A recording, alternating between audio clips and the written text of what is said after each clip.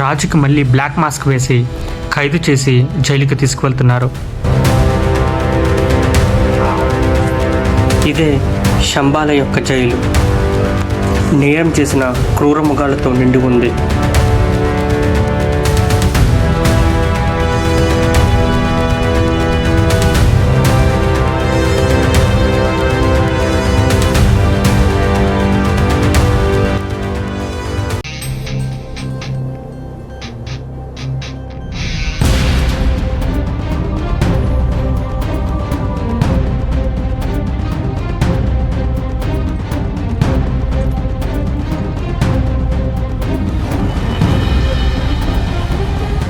పులులు రాజును తీసుకువెళ్ళి ఒక ఎలుగుబంటి ఉన్న సెల్లో వేశారు.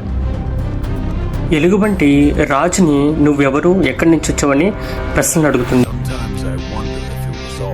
దానికి ఆ రాజు నేను లే అనే రాజ్యానికి రాజునని, తన ప్రేయసి బ్రహ్మకమలం అడిగితే దానికోసం వస్తుండగా దారిలో ఒక శివలింగం కనిపించిందని, ఆ శివలింగానికి ప్రార్థన చేస్తుండగా నాకు ఈ శంబాల మార్గం కనిపించిందని ఆ ఎలుగుబంటితో చెప్పాడు.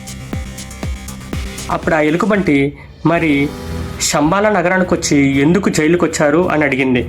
దానికి ఆ రాజు శంబాలకి రాజైన సింగ తనను శంబాల్లోకి అడుగుపెట్టినందువల్ల ఈ జైల్లో పెట్టాడని చెప్పింది. సో అప్పుడు రాజు ఎలాగైనా ఇక్కడి నుంచి బయటపడాలని చెప్పి ఎలుగుబంటితో చెప్తున్నాడు. అప్పుడు ఆ ఎలుగుబంటి నేను కూడా ఈ జైలు నుంచి పారిపోదామని చూస్తున్నాను, కానీ కుదరట్లేదు. నా అనుచరులైన పెంగ్విన్స్ నన్ను ఇక్కడి నుంచి తీసుకువెళ్దామని ప్లాన్ చేస్తున్నారు. వాళ్ళు వచ్చినప్పుడు నేను కూడా నీతో పాటు తీసుకుపోతానని చెప్పింది.